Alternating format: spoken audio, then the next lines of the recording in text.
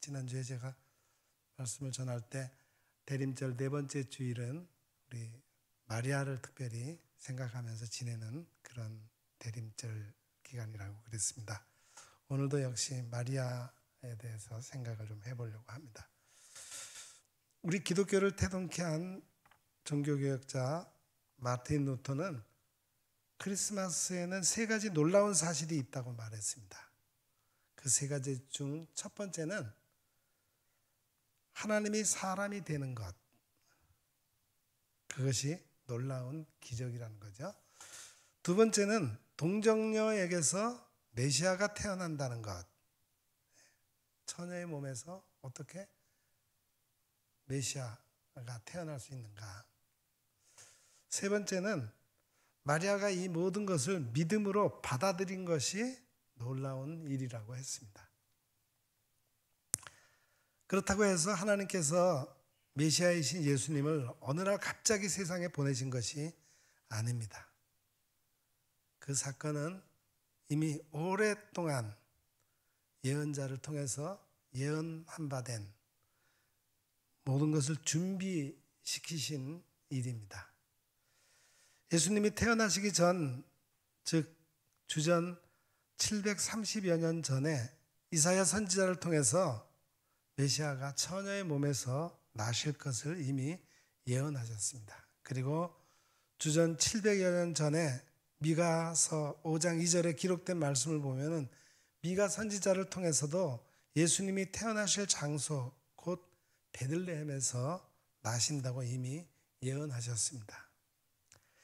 이러한 맥락에서 성탄절을 며칠 앞둔 우리는 이 시간 마리아의 성탄절이라는 말씀을 나누고 함께 은혜를 받고자 합니다.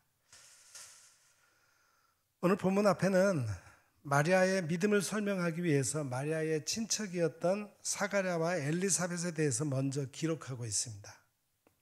사가랴는 당시 유대 제사장 중에 한 사람이었죠.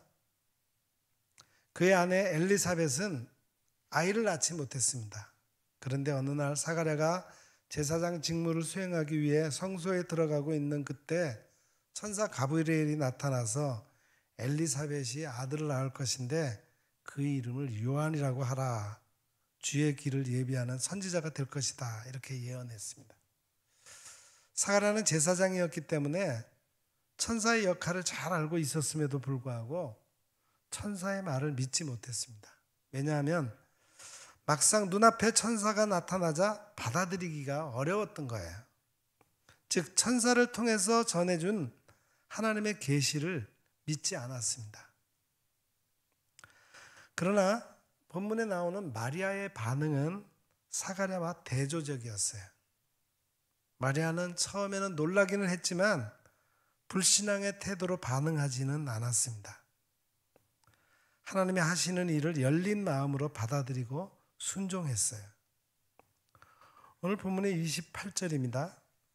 그에게 들어가 가로되 은혜를 받은 자여 평안할지어다 주께서 너와 함께 하시도다 하니, 여기서 은혜를 입은 자여라고 하는 표현은 당시 아무에게나 주어지는 그런 인사가 아닙니다.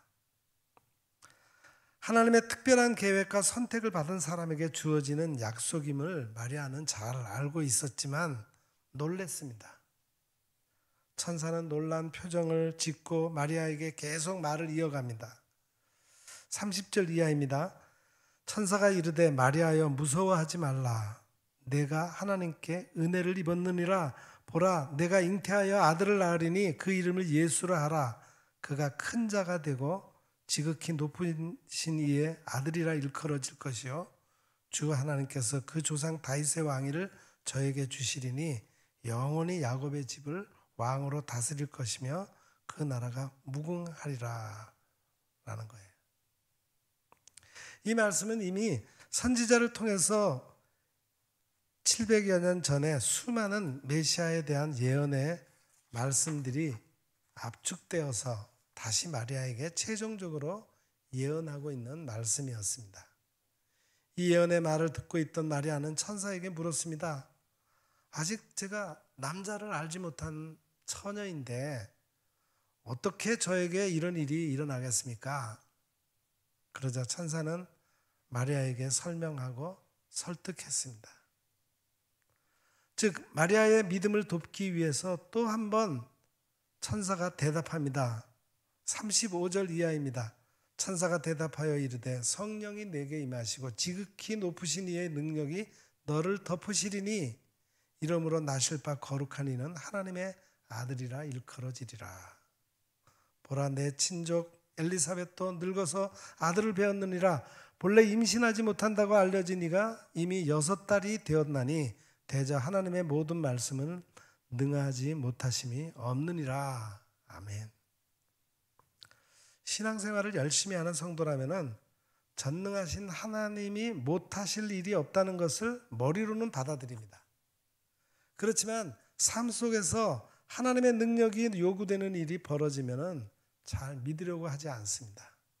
그런 경우가 많아요. 성경에는 아이를 낳지 못한 여인들이 하나님의 능력으로 아이를 낳는 사례들이 나오고 있습니다. 그 대표적인 사람이 아브라함이죠. 아브라함은 100세에 사라가 90세에 아들을 낳았습니다. 사무엘의 어머니였던 한나도 아이를 낳지 못했었는데 하나님 앞에 간절히 기도함으로 사무엘을 낳게 됐습니다. 또 사가랴와 엘리사벳도 의학적으로 아이를 낳을 수 없는 그런 노인이었어요. 그런데 하나님은 왜 아이를 낳지 못하는 여인들에게 아이를 낳을 수 있게 하셨습니까? 그 이유는 그들의 믿음을 돕기 위해서입니다. 우리가 성경을 가까이 하는 이유도 여기에 있습니다. 즉 전능하신 하나님의 능력이 이 시대에도 역사하고 있다는 것을 믿음이 연약한 우리가 말씀을 읽거나 듣거나 묵상하게 한 것은 믿음을 얻기 위함이라는 사실입니다. 출애굽기에 기록된 말씀을 보면은 모세가 회막에 들어갈 수 없게 되었습니다. 그 이유는 구름이 회막 위에 덮이고 여호와의 영광이 성막에 충만함이었다고 그렇게 기록하고 있습니다. 이와 같이 하나님은 모세에게 임했던 것처럼 마리아에게도 같은 하나님의 영광이 충만히 임하여 마리아는 전적으로 성령과 하나님의 능력으로 믿음이 생겨난 것입니다. 천사의 입을 통해서 하나님의 뜻을 받은 마리아는 말씀 그대로 순종하게 됩니다. 여기서 마리아의 순종이 왜 중요하냐면 당시 습관으로나 법률적으로나 결혼하지 아니한 여인이 임신하게 되면은 돌에 맞아 죽어야 했습니다. 돌에 맞아 죽을 것은 뻔하고 정혼한 남편으로부터 버림을 받아도 마땅한 시대였어요.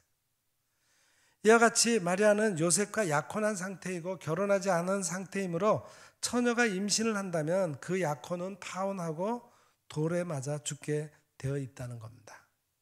그렇다면 돌에 맞아 죽을 것은 뻔한데 약혼한 남자로부터 파혼당할 것이 뻔한데 임신한 사실이 쉽게 받아들여질 수 있다고 생각하십니까? 설령 살아남는다고 할지라도 평생 동안 간음한 여인이라고 그리고 사생아까지 낳은 여인이라고 낙인이 찍혀서 평생 죄인으로 살아가야 할 처지임에도 불구하고 이 모든 것을 감수하고 천사의 말을 받아들였다는 것은 저와 여러분이 본받아야 할 대단한 결단의 믿음이었다는 겁니다. 이와 같이 참 믿음은 어떤 대가를 지불하면서도 순종하는 것입니다. 이때 마리아의 대답을 들어봅시다. 38절입니다. 마리아가 이르되 주의 여종이오니 말씀대로 내게 이루어지이다 하매 천사가 떠나가니라. 이처럼 마리아의 순종은 얼마나 대단한 믿음입니까? 마리아의 대답은 한마디로 표현한다면 아멘입니다. 즉 죽음을 각오한 아멘이에요. 자신에게 그 어떤 고난과 역경이 닥쳐올지라도 아멘입니다. 그러나 우리는 고난은 고사하고 역경은 고사하고 손해도 아님에도 불구하고 아멘을 잘 하지 않습니다. 우리가 아는 바와 같이 아멘의 뜻은 진실로 그렇게 이루어지기를 원합니다라는 뜻이죠. 그래서 우리는 마리아의 순종을 보고 각자 자신의 믿음을 재점검해야 하겠습니다. 마리아의 입장에서 보면은 아무리 메시아의 출생이라 하지만 처녀가 임신한다는 것은 사실 받아들이기 어려운 천사의 요청이었어요. 사실 이 요청은 매우 위험한 일이었습니다. 그뿐 아니라 사람들에게 조롱과 천대와 무시의 대상이 되는 일이기도 했습니다. 비록 영광스러운 일이지만 육체적으로 정신적으로 매우 고통스럽고 힘든 일이었습니다. 즉 마리아에게 요구되는 순종은 영적인 축복인 동시에 세상적으로는 자신을 매우 위태롭게 만드는 일이기도 했습니다. 이처럼 마리아가 천사가 전해준 엄청난 소식을 아멘으로 받아들일 수 있었던 것은 평소 하나님의 말씀에 대한 믿음이 있었기 때문입니다. 그리고 마리아에게는 하나님이 이루시고자 하는 일이 더 중요했어요. 자신이 어떻게 된다라는 것보다도 하나님이 이루시고자 하시는 일이 그녀에게 있어서는 더 중요했던 겁니다. 마리아가 하나님의 말씀과 동행하지 않았다면 이 엄청난 말씀 앞에 반응하지 못했을 것입니다. 여기서 하나님의 말씀과 동행이라는 말은 하나님을 전적으로 믿고 의지하며 살았다는 표현이기도 합니다. 바꿔 말하면 믿음은 어느 날 갑자기 생겨난 것이 아니라는 거예요. 유대의 전통이나 관습으로 보나 이때 마리아의 나이는 10대 중반쯤 됐을 거예요. 즉 사회적 경험이 전혀 없는 상태, 즉 자신의 집에서 부모 밑에 집안일을 돌보며 회당에 나가 율법만을 공부했을 나이였습니다. 즉 조상들과 부모로부터 회당에 나가 배웠던 여호와 하나님을 전적으로 믿었다는 것입니다. 여기서 믿었다는 말은 순종을 포함한 믿음을 가리킵니다. 그러나 사가랴는 제사장이었지만 평소 하나님의 말씀과 동행하지 않았기 때문에 천사의 말을 쉽게 받아들이지 않았습니다. 사가랴에 비해 마리아는 사회 경험도 없는 나이 어린 소녀였지만 그 믿음 위에 하나님의 은혜가 임했습니다. 즉 마리아는 사람들에게 주목받지 못한 평범한 소녀였지만 그 순박한 믿음 위에 하나님의 말씀이 임함으로 위대한 축복의 통로가 되었습니다. 저와 여러분도 세상으로부터 주목받지 못할지라도 마리아처럼 하나님을 믿고 전적으로 순종해 살면 위대한 축복의 통로가 될 수가 있습니다. 이런 마리아의 순종을 본받으십시다. 누가복음 2장 19절에 보면은 마리아는 이 모든 말을 마음에 새기어 생각하니라 그랬습니다. 지금까지 아기 예수를 탄생하고 아기 예수가 12살이 되었을 때 처음 예루살렘에 올라갔을 때 그 사건들 가운데 예수님이 하신 말씀을 가지고 마리아는 그간에 있었던 모든 말을 마음에 새겼다 그랬습니다. 즉 마리아는 천사들이 와서 한 말을 마음에 듣고 지키겠다고 다짐했습니다. 하나님의 말씀을 늘 마음에 두었습니다. 메시아에 대한 예언 그뿐 아니었어요. 후일에 예수님이 하신 모든 말씀을 마음에 새겼습니다. 더 나아가 예수님이 십자가를 지고 가실 때에도 어쩔 수 없이 포기하신 것이 아니었습니다.